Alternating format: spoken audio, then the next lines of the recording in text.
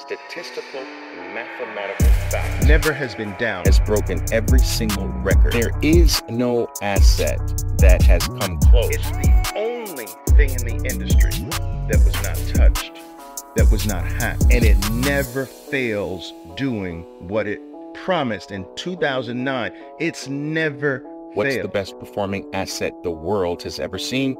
And you'll find out that it's Bitcoin. Supporters, followers, welcome. Haters, welcome. Naysayers, welcome.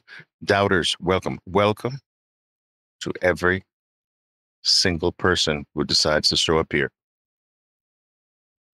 I can't remember when the last time we sort of met, but I'm certainly appreciative of the fact that I'm able to grab a little bit of time now to talk to anyone who decides to show up and anyone who actually decides to take the initiative to listen to this recording if they did not happen to catch our talk live today. I am coming to you tonight or this morning or this afternoon, wherever you are in the world.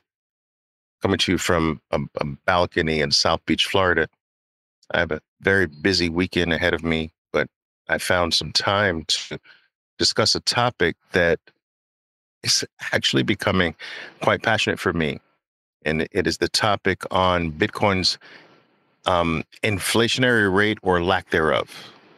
And there are certain topics, there are certain comments, there are certain posts that gain more traction than another. And I want you to understand that I use those metrics. I use your feedback to determine whether or not what I post, what I talk about, what I share deserves something deeper.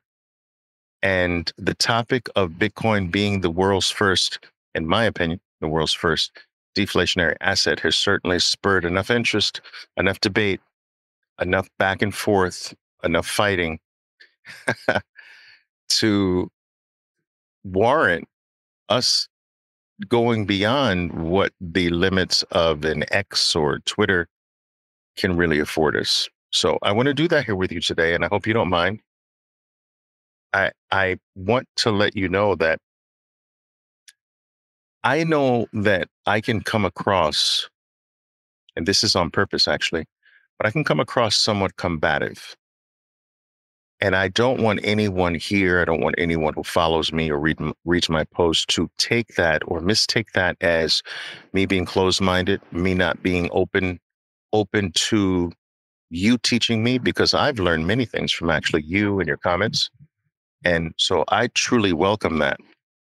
But I don't want to take my hard stance on certain items or certain things as me being closed-minded. And most people who understand me or been following me or been a part of my life for a very long time, they understand that I'm probably one of the most open-minded people that they've ever come in contact with. Now, that can at times conflict with the fact that in most cases, I am speaking to or dealing with someone who has far less experience than me, especially when it comes to the financial space. And so I will press back on them hard based on my experience. But that doesn't mean that I'm not open. That does not mean that I'm not willing to see your viewpoint. That does not mean that I just brush it off without any thought. I never, ever do that. And I've actually never done that in my entire life. And I contribute that openness. I contribute that ability to that willingness to debate and go head to head with a great deal of the success that I have personally enjoyed in my life. And so I just wanted to get that out there. I believe that this platform delivers, and there are certain things that it doesn't deliver. And I'm learning that as I go along, because to be honest with you, I'm quite new to the X or the Twitter space, but I'm not new to other spaces, but I'm somewhat new to this on a day-to-day basis. I've been putting out content on a day-to-day basis for many, many, many years. So I'm somewhat new to this format. And this is the format that I've decided to dedicate to Bitcoin, because this is supposedly Bitcoin Twitter or X Twitter now. But I want you to understand that what I believe this platform delivers and offers is a community, a space, a room, a meeting place, if you will, for lack of a better phrase, for us to sort of come together and take our sharp, hardened flints, each of ours, and clash them up against each other. And I believe that the clashing of our flints together will spark something magical, will spark something higher than any of us individually can come up with. And I'm a believer in that process. I'm a believer in the Socratic process of constantly questioning. And I'm a believer in that. Let me take my sharp tool, like a sword, let me clash it up against your sharp tool, your sword. You don't back down. I don't back down. Let's go back and forth and let's see what comes out as a third party. You know, there's an old religious saying that says, wherever two or three come together in my name, we'll leave that my name part for a different discussion. There am I in the midst, and that there am I in the midst is the ultimate truth. And everything we should do should be designed to basically arrive at truth. And whether that truth comes from a post of mine for you, whether it comes from a comment or a response to a post of mine from you, really makes no difference to me. The ultimate goal is to arrive at truth, or at what we deem as truth at the current moment in our lives. I'm a believer that truth does evolve for each individual. What we're able to see, recognize, feel in our bones, understand at the moment may not be the same thing that we see, feel, or understand in our bones at a future moment. So all we can do is resonate. All we can do is connect with what resonates at that level for us right now. I do believe that we need to also remain open that what resonates with us right now may be something completely different in the future. And so that's all I'm about. And that's all I've, in a way, been about all of my life.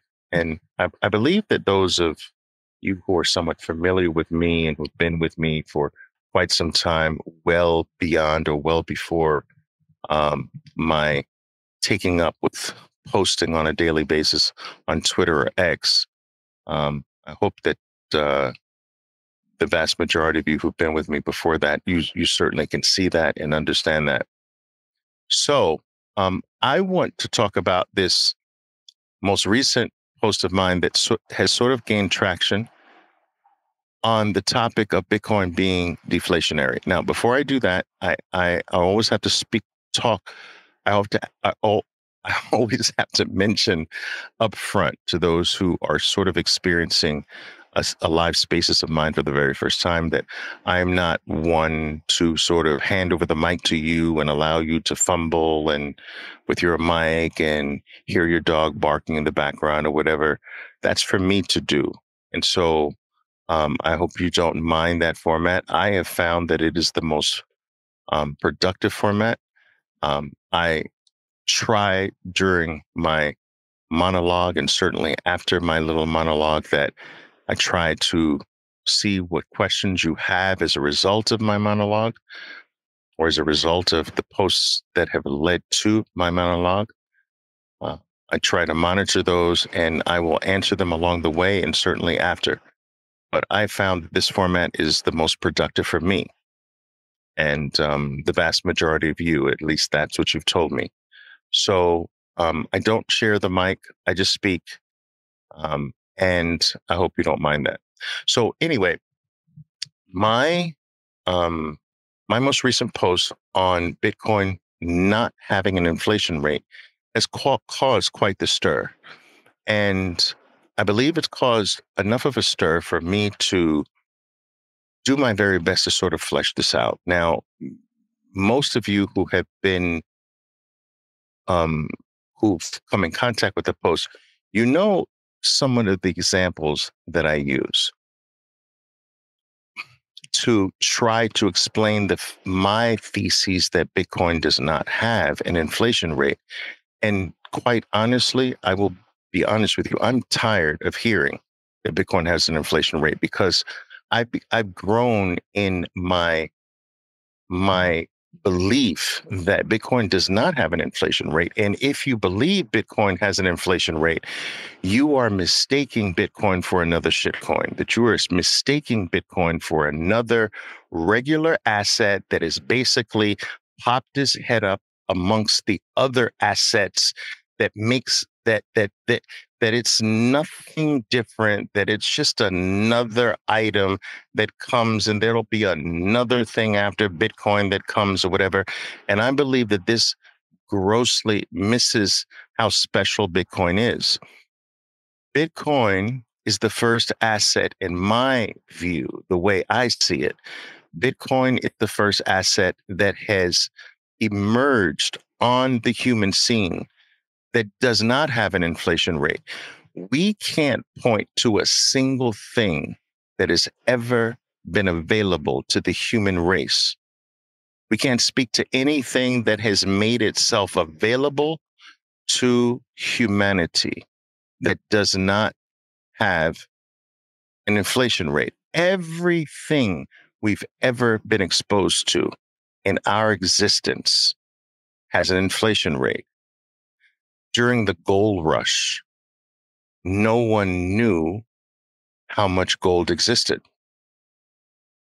People in the United States during the gold rush, they packed up their families, they risked their lives, they sold their land and everything they owned for this hope for the future, the hope for something grander, the hope for something bigger, not knowing how much gold existed in the West. They ventured off to the West, not knowing how much gold existed in the West, not knowing how much gold existed in the United States, not knowing how much gold existed in America, not knowing how much gold existed in the entire world. All they knew was that gold was worth searching for. And they regarded gold as being so valuable that even though they had no idea how limited it was or how abundant it was, they sacrificed their lives for that. We regard certain countries as being more resource rich than other companies, and we regard them being richer, wealthier, more valuable in resources than other countries, not knowing ever what the total limit of any of the resources that we regard valuable, what the limits are, because there has never been a limit. There's never been a limit to any resource that we regard valuable today. There has never been a limit we've never known a maximum number for uranium, for platinum, for gold, for silver. We've never known an absolute number for anything that we regard as valuable. We have placed value in astronomical amounts to things that we don't know the number to. We don't know the absolute total supply, yet we've ascribed enormous value to some of these things. Now, here's where I think one of the major flaws are in our thinking, because Bitcoin is so unique and different. Because we've never known an item that has upfront, not in the future where we discover that this is limited. No, from day one, we know this is limited. From day one, we know Bitcoin's ultimate supply. From day one, we know the final year that its issuance is finished. We know everything up front. What asset, what thing of value ever before Bitcoin has presented that to us. Ninguno, that's Spanish for none. It's so different that we are applying a metric called inflation in a lazy fashion to an item that you're not supposed to apply that metric to. Inflation is a metric that comes into existence. Its value is only when you don't know an asset's ultimate supply number. So because we don't know how much gold is in the West, there's an inflation rate. Because we don't know how much gold is in the United States, there's an inflation rate. We need some metric to measure how scarce is it, because we don't know a final number. And so not knowing a final number, traders, Bitcoiners, brings about the need for an inflation metric. It's the only thing that can ascribe some way, that can help us determine in some way its limited nature. Inflation, when you don't know a final number, is the only way you can apply a measurement to determine value. But when you know a final number, the need for an inflation metric disappears. What inflation is there when you already know the final number, which means there can't be inflation? Otherwise, it wouldn't be a final number. The fact that the early Americans in the gold rush didn't know how much gold was in the West brought about the need to understand the inflation rate. Well, how scarce is this thing? How many people are finding it in comparison to what's already found? But when you know, wait, there's only 21 of these things, then there is no inflation. I've got to find the existing supply, because the existing supply is not inflated. That's a different thing. That is not inflation. Finding more of a total amount that is already known is not inflation. Let me give you an example of this. All right. I have a lot of kids, actually. And one tradition that has been one of the biggest traditions in my family is an Easter egg hunt during the month of April, mostly, sometimes May. And some of you might know this tradition. And we would, as parents, we would decide that this Easter egg hunt this year is going to, let's say we decided that we're going to hide 21 colored eggs in the backyard. And we're going to put some in trees. We're going to put some on the bushes. We're going to put some in the riverbank running through our property. But there's only 21. Now, our kids would line up. They'd wake up early in the morning and line up for their annual Easter egg hunt. And the goal, every kid of mine had the goal of finding the majority of the 21 Easter eggs that the parents had carefully and artfully hid all over the property. And they would spend an hour, hour and a half searching for all 21. And the Easter egg hunt would never end until all 21 eggs were found. Now, In the early years, sometimes the kids would give up and we just have to show them where the last 5 Easter eggs were or what have you. But as they got older, they would find the 21 eggs faster and faster.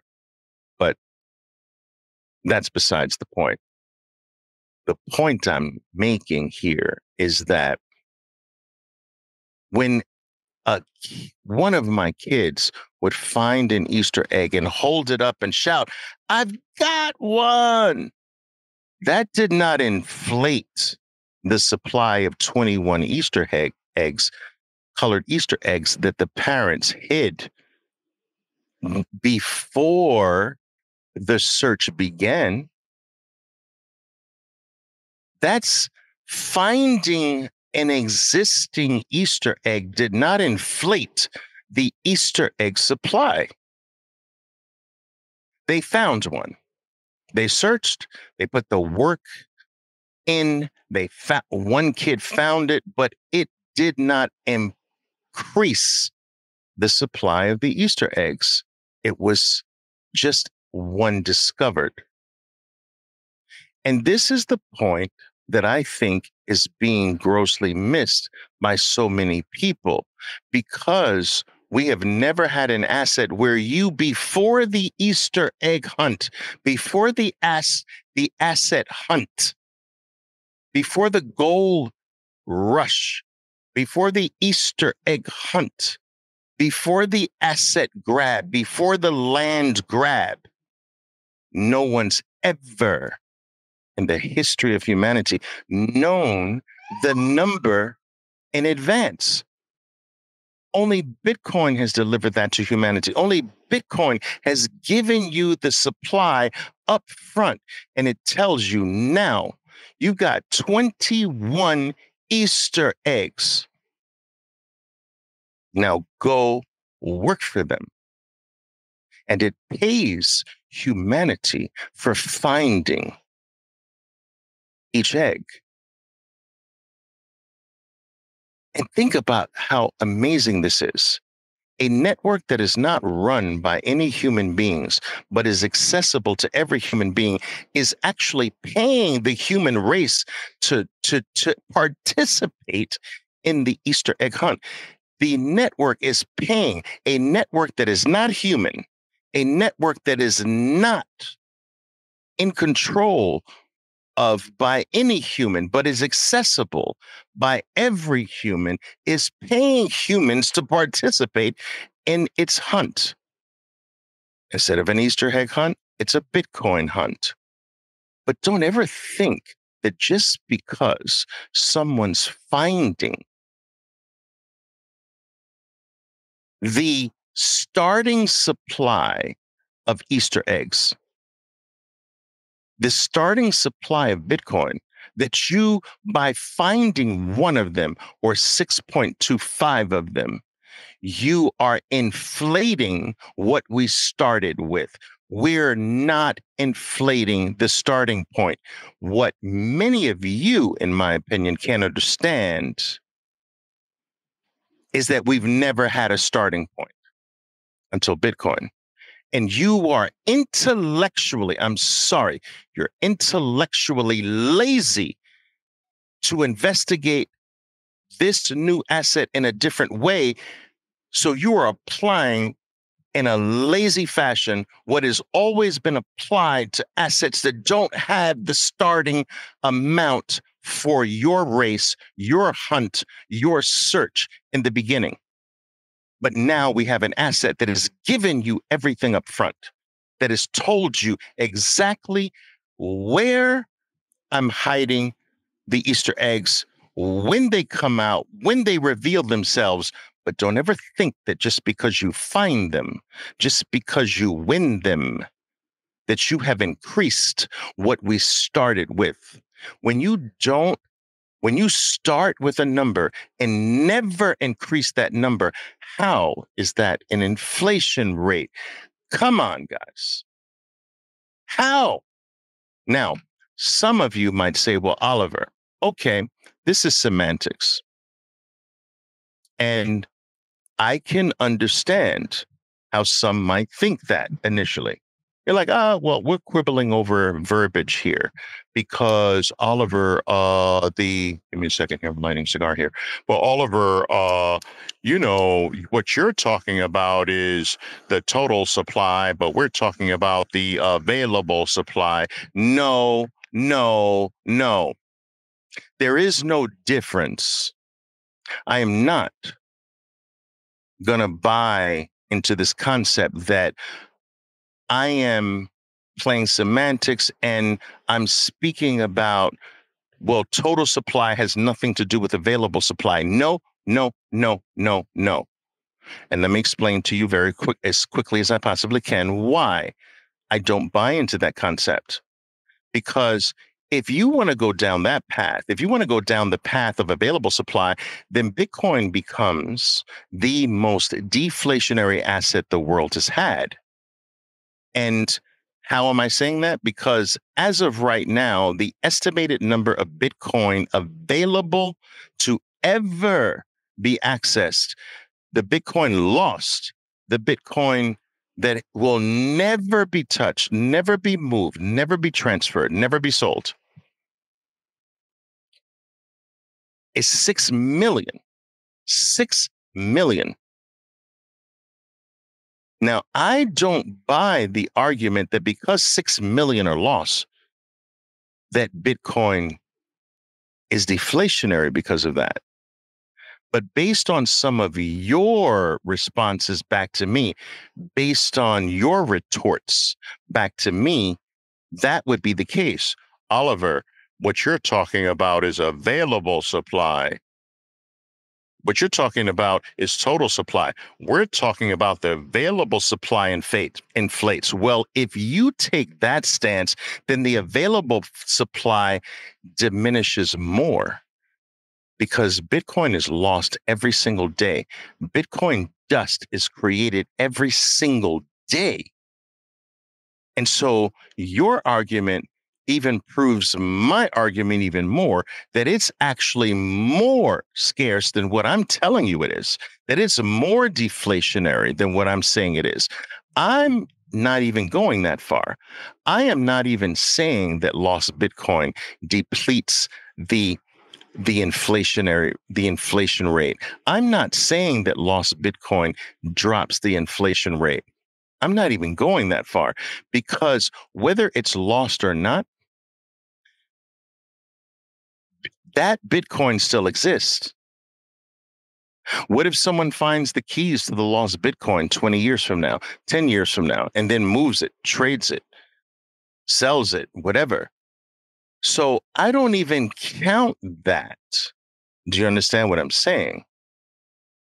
We don't even know if lost is real. How many 10-year wallets that have never moved suddenly move?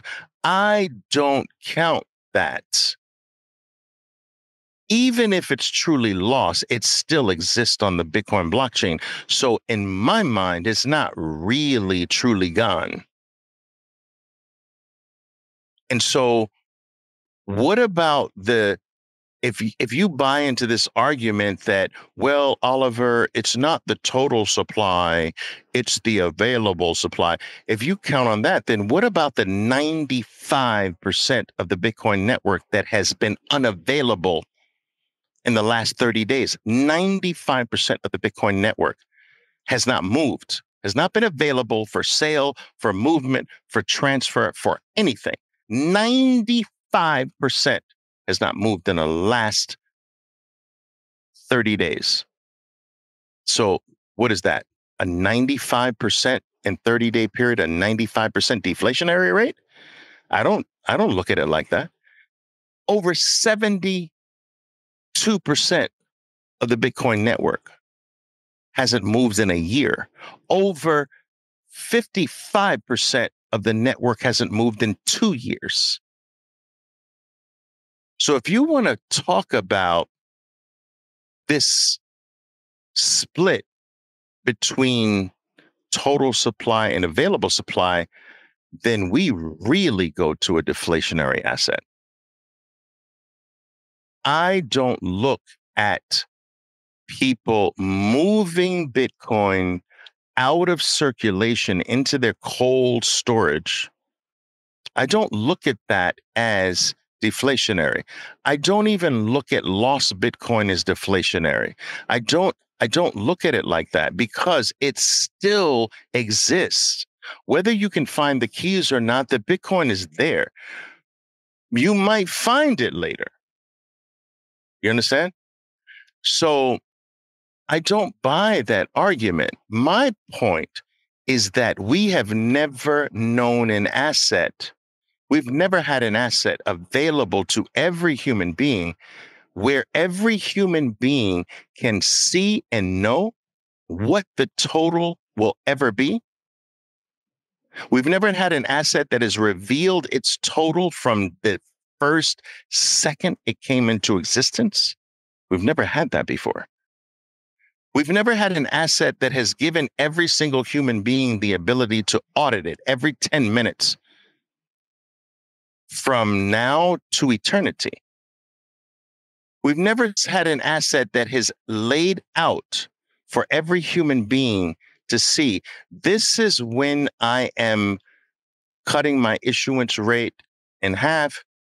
This is when I'm producing a new block or issuing a new part of myself, but don't ever think that I'm going to increase myself on you. Because if I can imagine if I were to personify Bitcoin speaking to you, I would personify it like this. Bitcoin would say to you, I am going to release greater and greater or smaller and smaller portions of myself to you, but don't ever think that I'm going to increase myself on you. I am not going to inflate myself on you. I'm going to keep the same promise about my size as the same promise I made the instant I came into existence. I will not inflate my existence. I will not inflate my being. I will not change the rules on you. And you can verify me. You don't have to believe me. You can verify me every 10 minutes of your life. And it will never increase. I will never increase on you. I will never become bigger on you. I will never steal from you. I will never change the rules on you. And so the idea that Bitcoin inflates takes away from how special this unique asset is. Every asset we've had in the world is inflated. Every asset in the world has no cap. We don't know how much gold is in the oceans. We don't know how much gold is in the mountains, in the volcanoes. We don't know how much gold is sitting in the meteors and the meteorites and the other planets and what have you. We don't know. We don't know a number. The only asset we know a number to is Bitcoin. And so you rob Bitcoin of one of its most special qualities. When you say, "Oh yeah, it's just like every other thing. It's an inflator. It has an inflation rate." Oliver, what are you talking about? That's clown world. You're talking everything has an inflation rate. You miss the frickin' point. You miss its true value when you say that. And I believe we need to create a movement here and check everyone. This is why I do this here with you guys.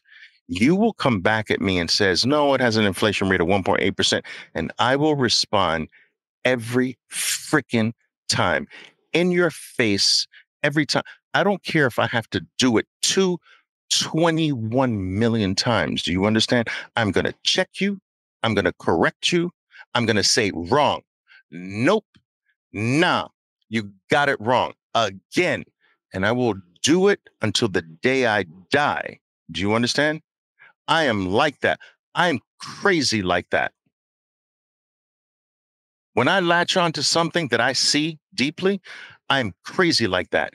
There might be someone that comes into this world, that comes into my world and convinces me otherwise. But until that day happens, I'm going to be in your face and I'm going to say it over and over and over again. You want to test me? Then keep doing it. Keep telling me that Bitcoin has an inflation rate. Until someone convinces me, I'm going to correct you every single time. And I want all of you to understand that. I think this is one of the biggest messages of all. And I believe that the smart minds are ultimately going to, and increasingly so, they're going to realize this, and Bitcoin is going to become more and more special to them because of this deepening understanding that we have the number freaking up front. And we've never had that for anything in the world. Some people might say, well, Oliver, Apple shares are limited. No, they're not. They change the policy on Apple shares all the time. Okay, we're buying Apple shares now to make it more scarce. Well, now we're not buying Apple shares to not make it more scarce.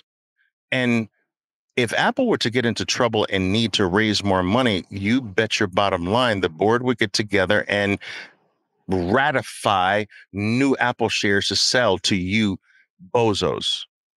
Sorry, this is just for effect. I know you guys aren't bozos, but you know what I'm saying. We don't know, but we know code.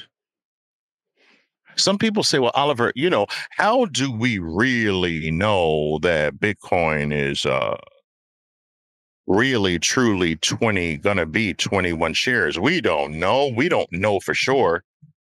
Well, let me just put it like this. We know more surely with Bitcoin than any other asset in the world. Because let me just say this.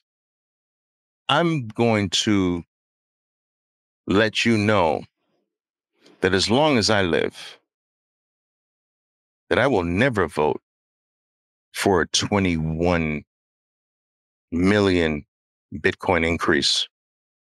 I'm willing to bet all of my Bitcoin that neither of you will ever vote for that. If you were to pass Bitcoin wealth to your children, I'm willing to bet that they wouldn't vote for debasing or decreasing their entire wealth because someone else wants a portion of it by increasing.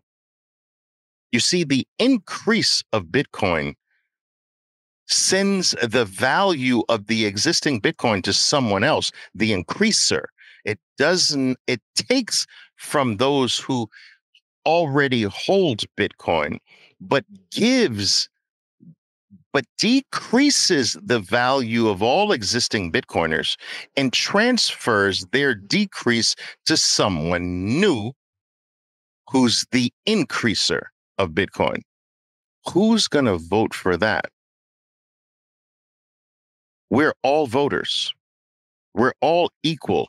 It doesn't matter how much Bitcoin I have or you have. We're all voters.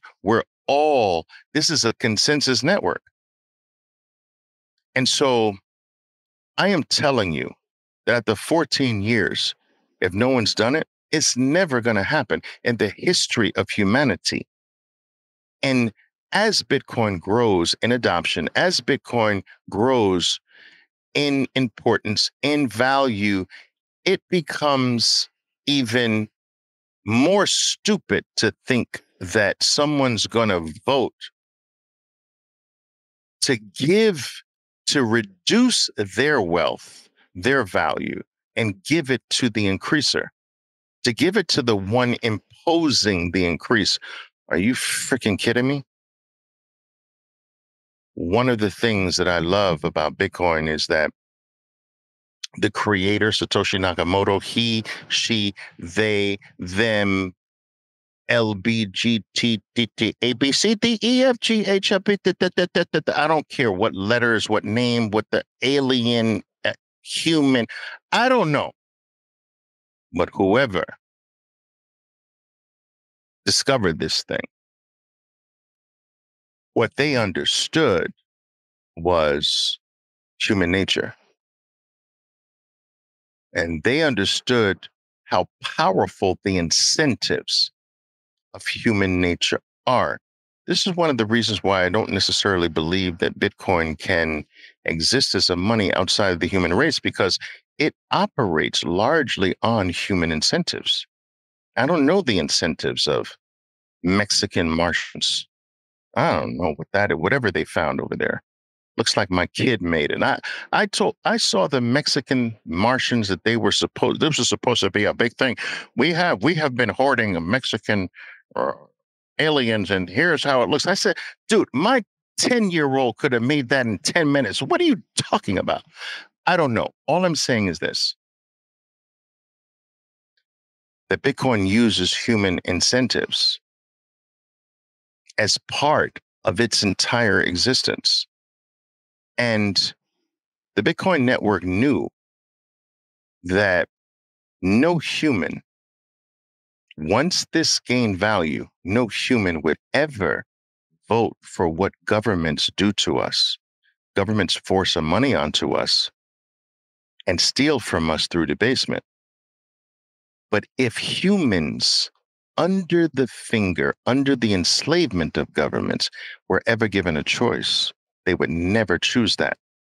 And so, because humans would never choose steal from me, because humans would never choose, yes, debase me, because humans would never choose, yes, make my wealth worth less, make my worth, my work and my sweat and my blood and my tears, make it worth less, please, because no humans would ever willingly vote for that.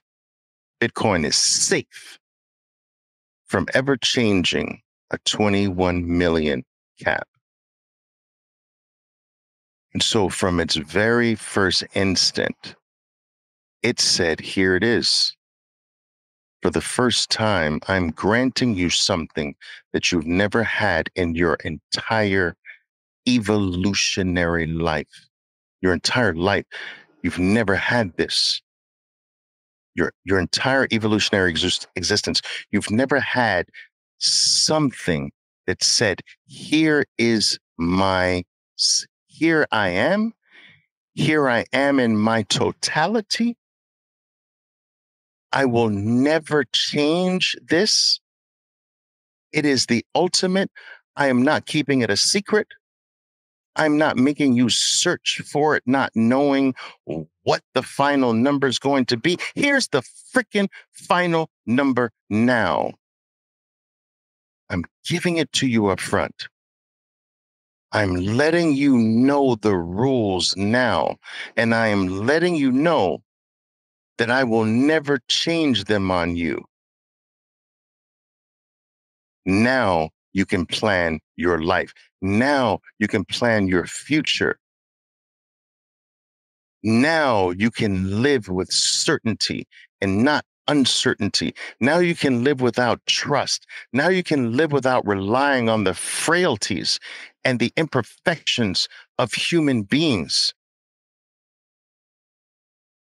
Some person said to me today, I think right before I actually came online here, Oliver, we need to stop, this Bitcoin is a cult thing. Bitcoin is a cult. No, we need to stop that. No, Bitcoin is a cult, and it should be a cult. Look up the word cult. We have something that has never existed before. It should be cultish. We need to be cultish. We need to be religious behind this. Guys, I have been a part of the traditional financial world my entire adult life. I've done nothing else. There are people who ask my opinion on other things, and I tell them, I can't give you an opinion on anything other than this because I've never done anything else. My opinion will be worthless. But what I can do is give you my experience in the traditional finance world. All I can do is explain to you what I have been taught to do, and I will tell you with the greatest degree of humility I can that I learned to do it well. I learned to do it better than most, and I learned to be better off than most because I learned the game. And the game that I was taught, the game that I became skillful at in the traditional financial world, was to just find the leakiest, to find the boat that was leaking the least. That's my career in a freaking nutshell. There's another component, but let's save that for another time. But the main component was, where do I stash my savings? I have taken value from other people. That's my career. I've taken value from other people. Other people wanted to buy. I felt this wasn't a buy. I sold. Other people wanted to sell. I thought that this is a buy. I bought. And I won more than they did throughout my career. And I've amassed things. Where do I put that? And my whole career has been largely, well, what boat do I put it in? Because all of the boats are leaking, all of the boats are sinking, but I need to put what I have taken, I need to put it in the boat that's leaking the least. All of them are leaking, all of them are failing, all of them are sinking, all of them are will ultimately die, but which one's dying the slowest? Which one's dying the least? And whatever is dying the least is called the strongest. So if that was NASDAQ, tech-oriented NASDAQ stocks, that was the boat that was leaking the least. If it was gold, that was the boat that was leaking the least for a period of time. And then when something else started leaking slower, I'd have to move it from gold to that. I have to move it from NASDAQ stocks to gold, or move it from gold to NASDAQ stocks, or move it from that to real estate, or move it to collecting watches, or move it to collecting Monets and pieces of art, and then move it over here, and then move it over there. My whole 40 years is just simply moving from one leaky boat to the other. But the boat, my skill was in identifying right now for the next 2 years, which boat is going to leak the least, because all of them are impaired. All of them are leaky. And for the first time in the human race, for the first time in humanity, we have a boat that doesn't leak. In fact, not only leaks and stays afloat, but moves higher and higher against every other leaky boat.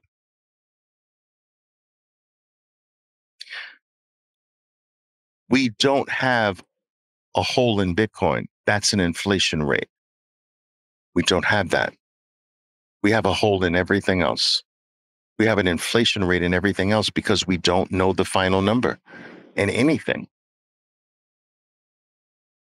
And so please stop being intellectually lazy and apply what you know exists for everything else, and try to be open-minded enough to see that this doesn't apply. This method doesn't work with this.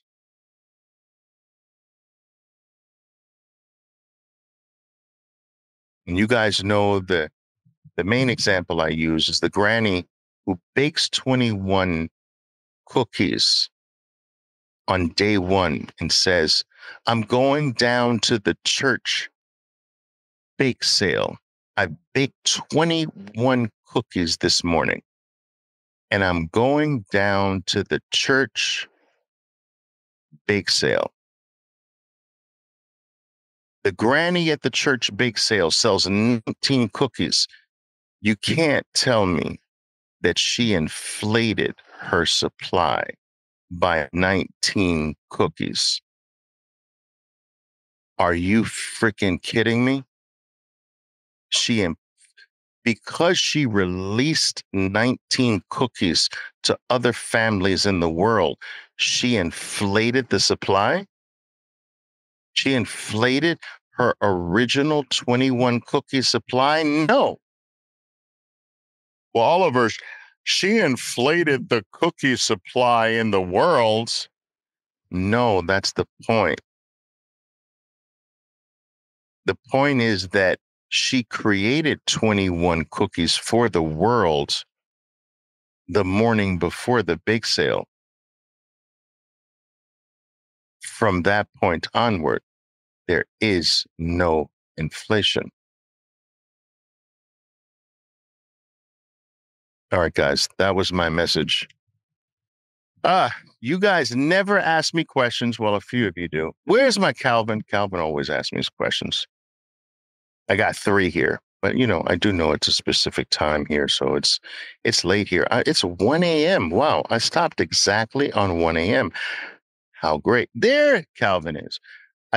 Calvin says, I think many may confuse the inflation principles with or versus the divisibility of future Satoshis. Not quite so sure about that, but okay. Calvin goes on to say a fair value of sats. I understand the difference as we can only have 21 million. I'd be curious about how we view sats in 2050, 2075, the year 2100, et cetera, et cetera.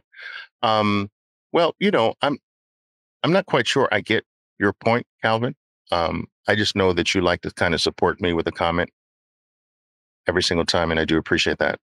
But we all know that the divisibility of Bitcoin is infinite. So math is infinitely divisible. Bitcoin is math. Bitcoin is code.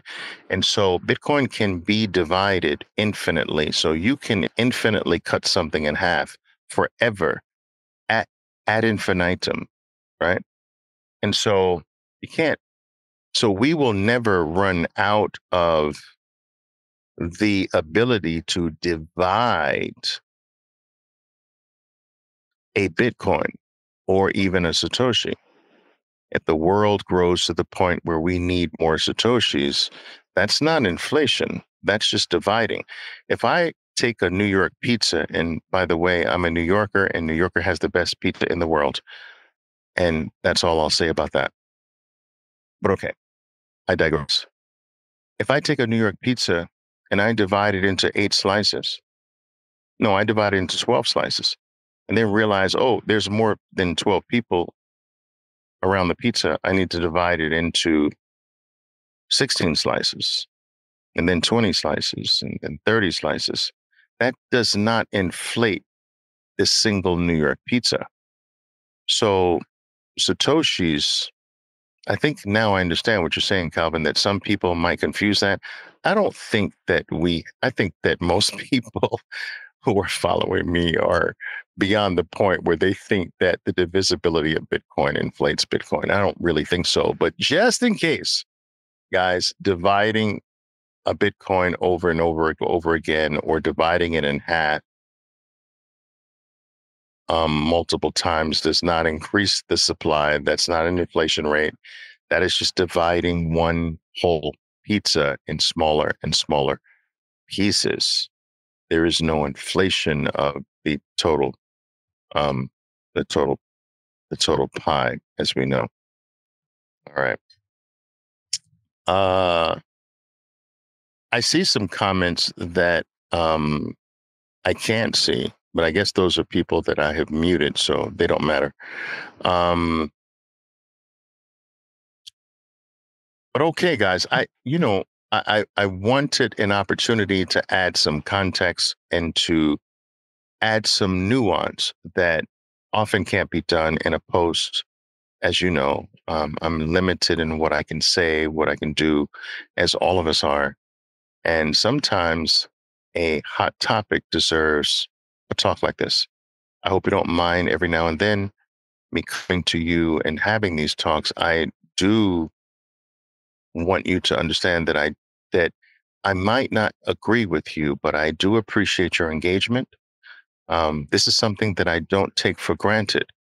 And there are times when I feel saddened in a way by the fact that some might think that I do actually, that I don't want your pushback, that I don't want your challenge. I do. That is why I do this. You make me better. You make me sharper. And sometimes, every now and then, I have to admit, not often, but every now and then, you make me see something differently. And that is what I appreciate about here. that is what I appreciate about you. That is what I appreciate about this community. And I am often, despite the fact that I come at you hard and I make you come back at me hard, I am proud of many of you for not backing down. I am proud of that. And I don't know if that means anything to you. It may not mean anything to you, but um, I often sit back and say, wow, this person just doesn't give up, do they? They should have a picture of themselves in the dictionary under the word persistence. Um, I don't block unless you're a shitcoiner. I don't mute unless I detect that you don't want intelligent engagement, that your goal is to hurt the mission that I have here, that your goal is to create confusion and to not promote intelligent debate and conversation. And that is the only time you'll see me or sense that I will get, for lack of a better word, a little nasty with you before I mute you or block you.